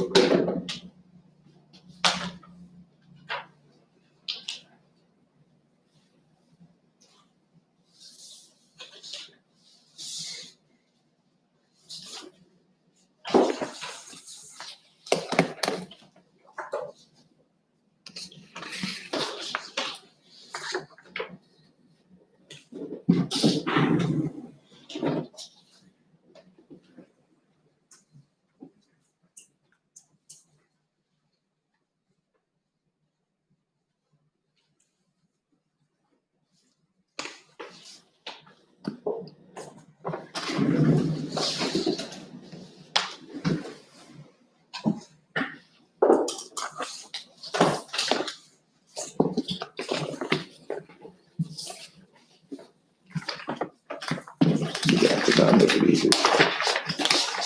Please let me know when you receive them.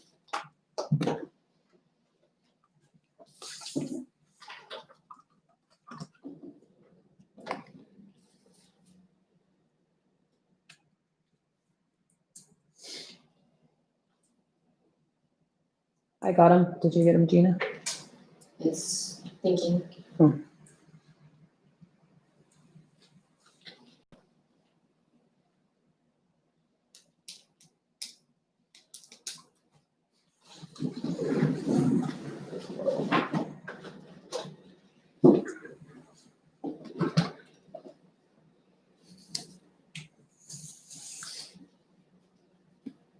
It was easier when I got appointed. I wouldn't have wanted that in this field.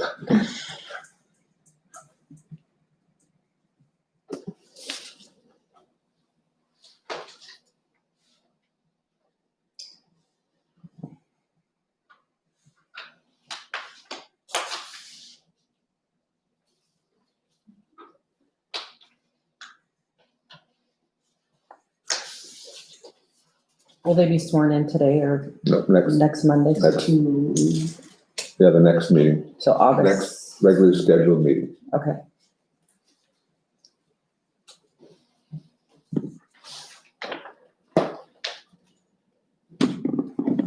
That's the 10th, August 10th. Yes. Okay.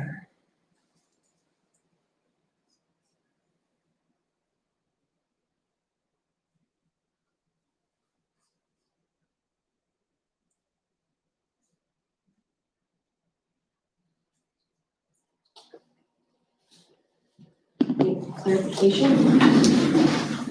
So this is how it turned out. So is it that? Let's see, just add the other procedures, so yeah. Add the numbers. What are they? Here's a class.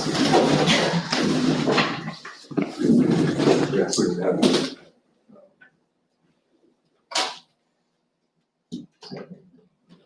Yep. I marked them down. Yes, we actually totaled 5 first. Okay. So zero one, so those are. So Do you want me to zone 3. do all of them or just? Yeah, there's zone 3. Well, this is his.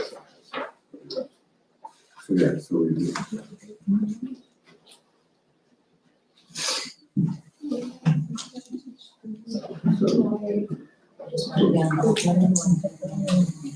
So we took so.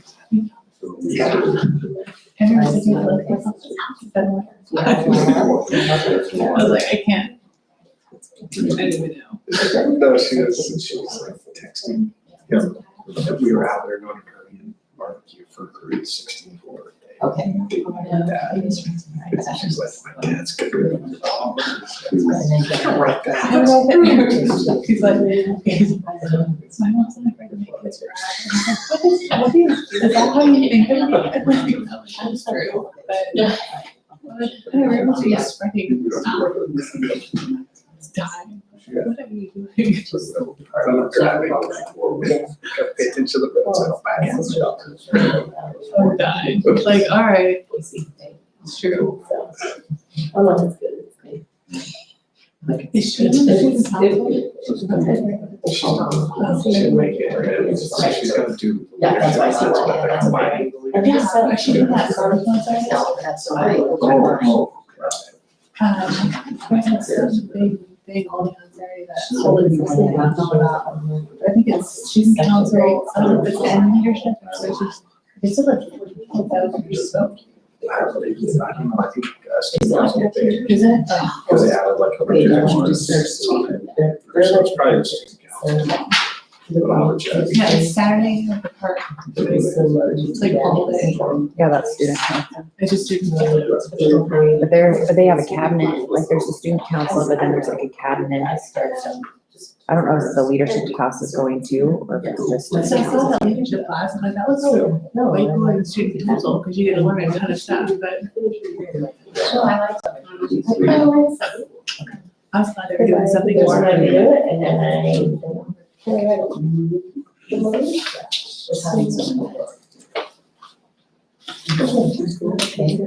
Yeah. It's just.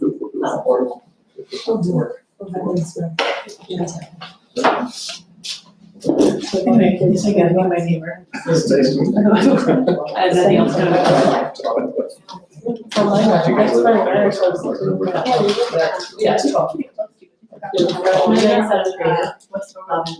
Actually. Our overlay is also. So that's fun instruction, but I thought you guys are, like, if you go down Overland Trail, there's like 2 streets. There's like a back of that. The one that main road that you don't have to get your house. Okay. Yeah, we are. Yeah, so if we do our street, I would imagine it's super quiet. For whatever reason, our neighborhood, our street behind us, you can hear kids all the time, and the street in front of us, and because we're like in the middle of like every retired person. It's the best thing ever. It's so quiet. Like you can hear kids like a block away at like 9 p.m. and our house is like. Yeah, that's probably okay, they're like 10 o'clock, under 80 degrees, we're out. 4 hours to play. What's that? I just had to read the winners and the numbers. For everybody. Nope, just the numbers for the winners, so. So in zone 3, Jake Dempsey with 4 points is our winner. And the golf score. In zone 4, Pam Wagner with 3.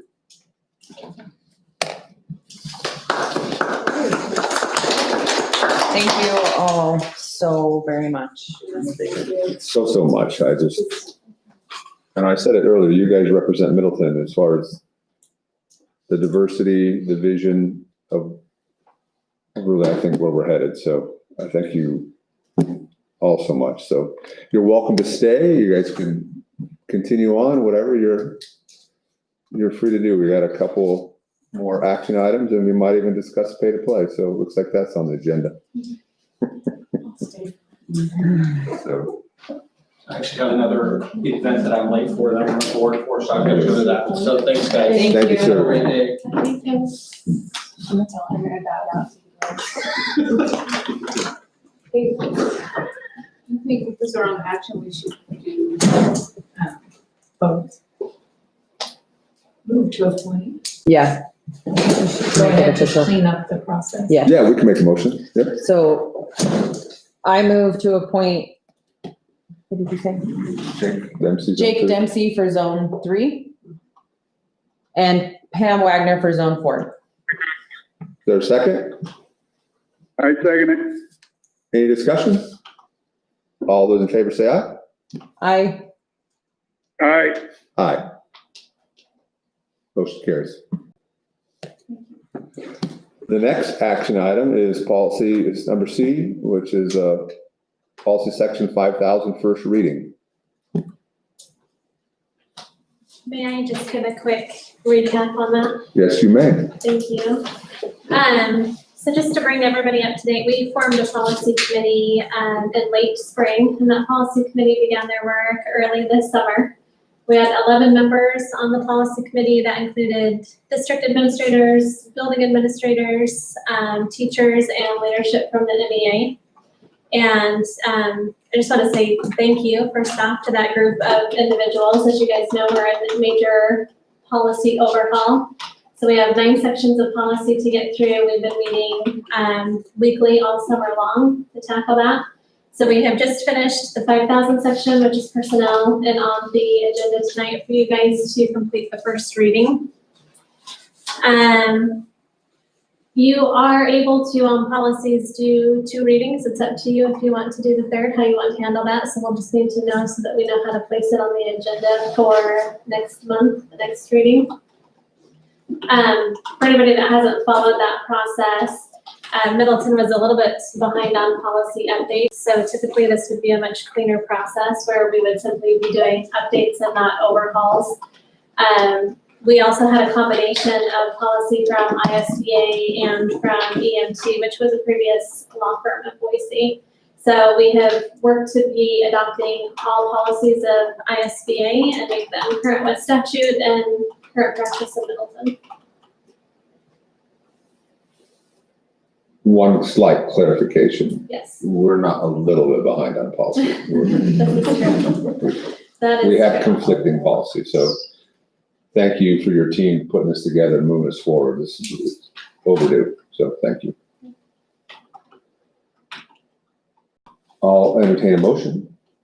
Do you want the discussion before or after? Anytime, you can discuss now. Okay. Yeah. So just as a clarification, so that it's on the record, so the public knows, I did ask Kristen, some of these policies, because they are HR related, there are sections in there where we need employee signature or affirmation that they've read and understood the material that's in there. So I just asked Kristen, is it something that's done annually? Is it something that's done like kind of logistically what that looks like on their end?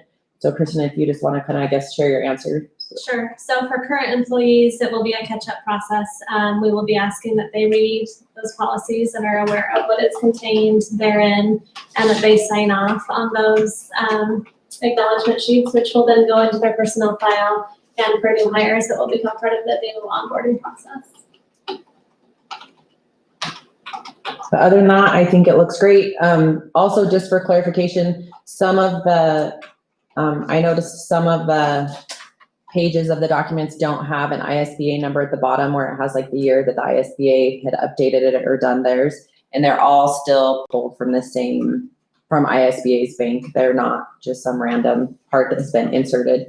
And that's why you'll also notice that there's no red lines through any of them, because we're not modifying any of our current policy yet. We're just completely bringing on brand new, up-to-date, legal, ready to go policy. And I'll move to accept, do we approve it as a first reading or accept it as a first reading? So I move to approve the 5,000 series for a first reading. There's a second? I second it. Any further discussion? All those in favor say aye. Aye. Aye. Aye. Motion carries. With that motion, did we need to make a motion or take action item as to if we wanted a second or third reading, or is that You can something just- Kirk can direct you to do? We can, That's- agenda item, that's right? fine. We can decide. Yeah, Okay, and then beginning tomorrow, we will start working on 3,000s, which is students, and we plan to have first reading of that to you in September. thank you.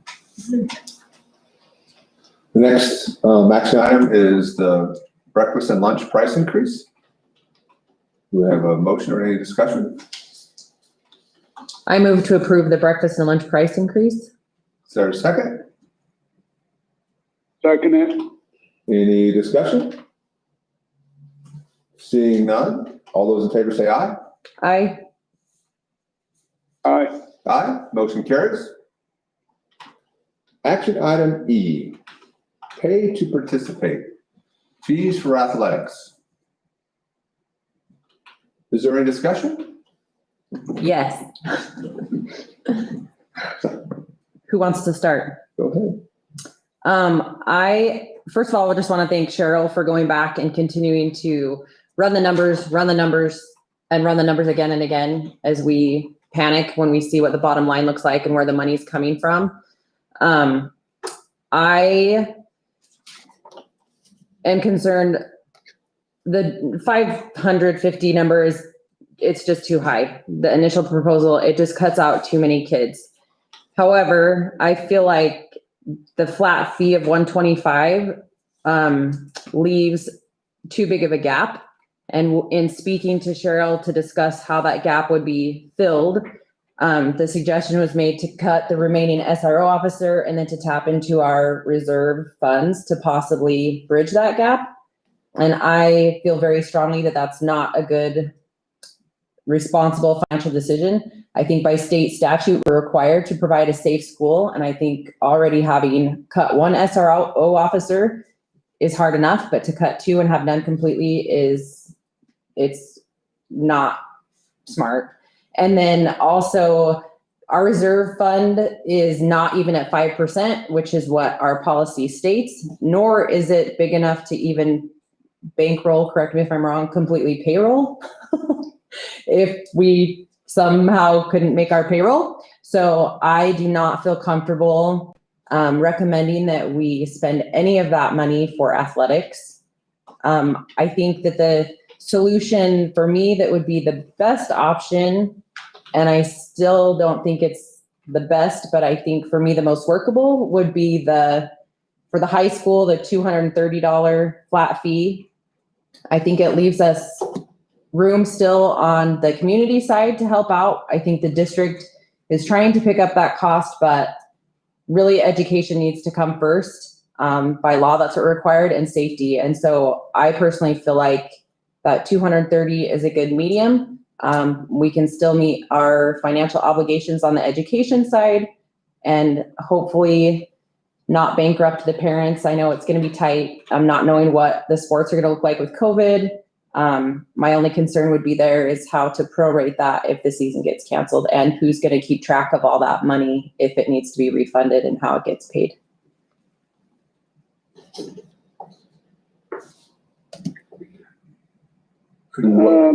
Go ahead. I Derek. agree and disagree both at the same time. I totally agree with Alicia in the concept of education is absolutely first. But also athletics is also a very big part of our school culture, our community, our students, and what have you. I'm in agreement that I don't think we should go to a flat fee of $125 or $100 for that matter, like the original. I think a $200 flat fee, to me, meets up with most of the other districts. It's a little bit higher, but at the same time, those are other districts that have passed levies and everything else. We know this is a short-term Band-Aid. But at the same time, people need to know this. We already have to make these cuts. And whether it's just for the fall or the spring, the community, our parents, us, we need to know this. I think 230 is a little extreme. I think 200 is extreme, but we have no choice.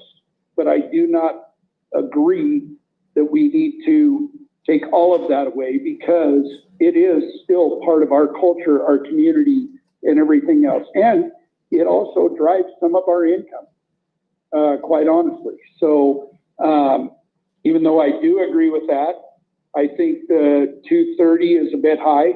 I think, $1.25 or $100 is too low. I think 200 makes more sense. Yes, we may have to dip into our rainy day fund if the levy does not pass, but it will also still give the opportunity for the majority of probably the student athletes to participate.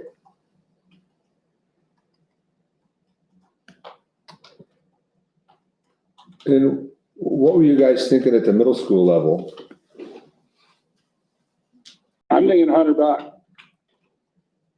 Is what I was, 200, 100. I have a concern about transportation for middle school. Can you, maybe Cheryl or Kristen, what do other districts, do they provide transportation for their middle school in West Ada, or is it just the high school they don't? I don't know what West Ada does. I can tell you, last week when we had a admin meeting, we talked about two things, both the numbers on this pay to play or pay to participate, and also transportation. Last time we visited, we didn't have the flat fee of 200 and flat fee of 100 in these spreadsheets. And where the administrators really felt that breaking point was for affordability was 200. That was why we inserted this new column. I had serious reservations about cutting transportation to athletics, just because you start to wonder about the kiddos that really want to participate. They're not going to be able to get there. I did feel better after we had that meeting. The resounding voice in that room was, we will be just fine to figure out transportation between carpooling with parents, fundraising, etc. Transportation isn't going to be an issue if the district does not offer it. For middle school and high school? So my question is, if we do the 100, 200, where does that extra money come from? And the extra money we're looking at, if we cut transportation, would be $22K short at the high school level and about $11K short at the middle school. So $33K, we're still short. Is that right, Cheryl? I'm looking at your spreadsheet. So that 33, would that be, we'd keep an SRO? I think it's important that we keep our SRO. We will meet with the city again soon on that contract and agreement to determine how we'll work with our condensed, 4-day week, as well as the possibility of closing or being closed some days. So, hopefully maybe we can make some adjustment on that side. We haven't signed the contract yet. I think we always have a little bit of cushion that hopefully we could participate. In answering your question, Alicia, we will need to work very closely with the high school bookkeeper and the middle school bookkeeper to track money. We're proposing paying our coaches in 3 installments so that should the season get canceled, we haven't prepaid too deeply, and the parents would understand that they would be prorated on our refund also. The majority of the effort, or a great deal of effort, is in the front end, in practices. So we would maybe pay 40% in the first payment and then prorate the other, and have some sort of an agreement that we would follow through with the parents as well, so that they have an expectation that if the season's canceled, they will receive a refund. So we'll work with the bookkeepers at both locations to cover that. I think that's a really good compromise. If the levy were to pass, then that won't be as a concern, obviously. We could reconsider adding transportation, or even consider looking at at the price per student if the levy was passed. What about have we discussed our current transportation contract? Like, are we gonna save, I guess where I don't feel comfortable touching our rainy day fund for athletics. And the reason being is because we not fired, but we had to not fill positions such as counselors and 16 EAs and I just can't justify, and I love sports and my kids play sports but you have over 3,000 kids who don't participate in sports, and we're gonna dip into our rainy day fund for the 700 kids that do play sports. And that means that over 3,000 kids are missing EAs and missing, that to me, that's not what rainy day money is for. So I wanna know what other options we have to cover this 33,000 if that's the direction we decide to go, or if that is the only option that we have. I think that's about the only option. We've talked about the SRO, depending on the situation this fall for school, that kind of guides that conversation in a different way, right? I don't think when we've had discussions with the admin about striking our now long-standing SRO that was a favorable idea to go with, and I have to agree, I don't like that idea. I also don't like the idea of dipping into an already way too low fund balance. I think if you go with that flat fee of 200 and 100, your shortfall is in 33,000. That's certainly a lot more palatable than the 230 and the 118. And I think we would make our best effort to figure out how we can make that up in the existing budget without going into fund balance. We don't have a good idea how we will do that right now. A lot of it depends on costs for this fall. There's a lot of unknowns with equipment and technology that we need to get. Negotiations are still not finalized, so there's some outstanding dollars there. We also have put some extra money into supplies for our maintenance and custodial crews, not knowing the full depth of our cleaning regimens and what that's going to look like based on what phase we're in. So that, I think that would be our goal, is that we're gonna work as hard as we can to figure out where to pull that without pulling it from fund balance. But, you know, you're correct, the number's there, it's accurate, and we will have to find it somewhere. I saw or read somewhere that the state was getting awarded additional money for supplies and testing. Do we have any idea if any of that will actually trickle down to us, or if we'll ever see any of it? I think we anticipate that it will. That was just very recently released, so there have not been any webinars from the state or anything else. So we don't know if they're gonna base it on Title I numbers or if they're gonna. No, Okay. but the response seems to be positive. The question, we're also asking other districts if we, will get reimbursed on what we've already purchased. But certainly that would be an area that we may be able to recoup, right? Because we did try to make sure that we covered enough to provide the necessary cleaning supplies for the year based on school returning. Now, as we continue, and there's just so many things that are unknown, and with our supplemental levy being, a month away, I feel like in 60 days we'll have a much better view of what we're looking at.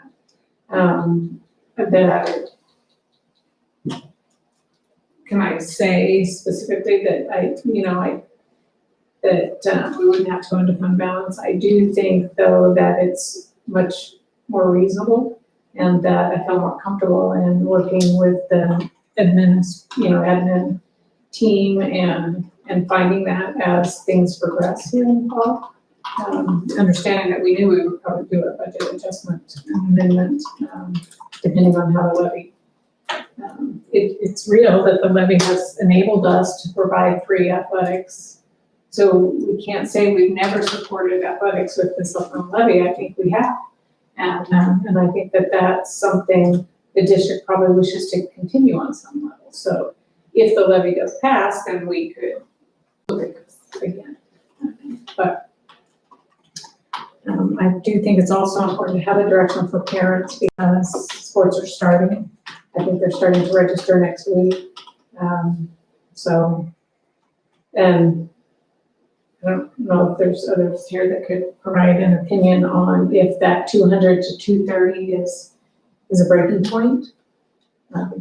Those of us that do math, are, well, that's very close. Would that stop the student from participating? Could we spend our efforts in fundraising or in getting donations to help cover that gap? I don't know. I think my biggest thing is that I think the breaking point for parents is about 150. And I don't like 200 because it's too high. But I recognize where we are financially. And I think we're gonna have to break this up into bite-sized pieces. So if it is 200, then in my mind, parents need to look at, okay, it's maybe 150 and somebody's got to raise that extra 50, whether that be the community or the kids. But the fact is, we can't risk too much into fund balance. I'm comfortable at 33. I'm like, okay, there's an ebb and flow. We may have some supply money for cleaning that could be there to split the difference. We have to have an SRO. I just can't believe we couldn't have an SRO. I think we should have two, but these are the decisions we're at. So wanting 125 or 150 at the high school level, being at 200, I'm already stretched. I think the parents will be stretched, but I think given the reality of the situation, that's probably the compromise that gets you a budget that you can work with without a huge cliff if the levy doesn't pass. So for me, I'm not just going from 200 to 230. I'm kind of going from 150 to 230 in my mind of what the breaking is for students or for parents. And so I could live with 200, 100 in the short run, because the reality is if the levy fails, that number is going to be easily a lot more than that in the future. This is a short-term snapshot of August 25th. And if it fails, we're gonna have to cut another $1 million out of the budget. And because taxes in arrears, we will be in a hole for a year with no way to come out of it. If I understand levy money, taxation, correct. So this isn't going to be 200, 100 forever. This is already an interim depending on what happens with the levy. It's either going to get way worse or it could get better. And so it's a short-term Band-Aid any way we look at it. For sports, for an SRO, for everything. So I could stomach 100, 200, but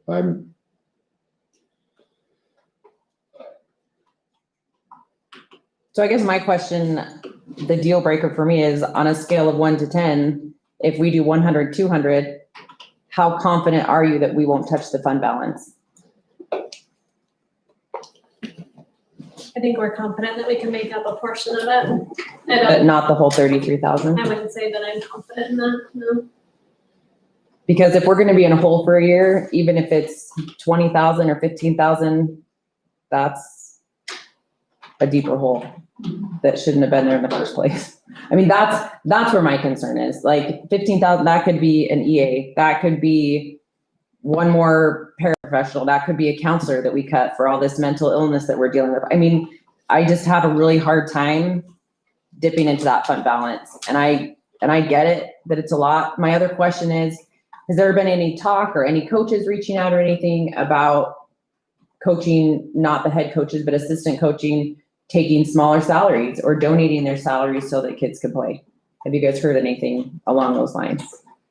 and quite frankly, I would Those not are support part of that. the negotiated agreement, so I think that. No, we're going down a slippery slope right there. No, I was just And- asking if they had. Lisa, I totally get what you're talking about, but here's, quite frankly, okay, we have the potential to lose hundreds of thousands of dollars in athletics. Whether it's support, community support, ticket sales, when the COVID deal is done and everything else, in my opinion, okay, even if we had to dive into the rainy day fund and it costs us 15 grand to get us through this particular time. Now, obviously, we have some other decisions we have to make if the levy does not pass. But that's at a risk of losing hundreds of thousands of dollars in community support, in athletics, in people leaving because their kids are going to go to different schools because they can play somewhere else. It's that big. So I understand it, but also at the same time, we've also got to look at reality. Okay, athletics fund schools. And we need to be cognizant of that. Well, I think athletics funds athletics. That's where I break it down is like, I mean, I'm with Kurt. I don't like $200, but because it's over what everybody else is. But I think it's very manageable for the short term. And let's see what happens because the public knows, the community knows, everybody knows. If the levy does not pass, it's going to get worse. If it does pass, we have some opportunities. But for us to spend maybe 15 grand or whatever it might be because of the 200, 100, I think it's worth the risk all day long. I also think it's a good faith that this is kind of one last shot, because quite frankly, the levy fails and we're down $1 million, that 15K is going to be pretty relative. And it's going to be lost in a 7-figure cut. And I think it's at this time with COVID, wherever we're at, with all the unknowns, I think it's a good faith. We're in trouble, but it's an olive branch. And it's 33K, it's workable. I would like to make a motion that we approve the high school pay to play at $200 and the middle school at $100 for the pay to play. I'll second it. Any further discussion? All those in favor say aye. Aye. Aye. All those opposed say nay. Nay. And just to go down, sorry, I just want to note it on the record. It's not because really my biggest concern is the fund balance. That's my biggest concern. I just want that noted. Motion carries. Can I add just one small? Absolutely. That we do have some policies in the 3,000 section, the student section, that address student fees. So just so that you guys are aware, we will have to either suspend those or rework those.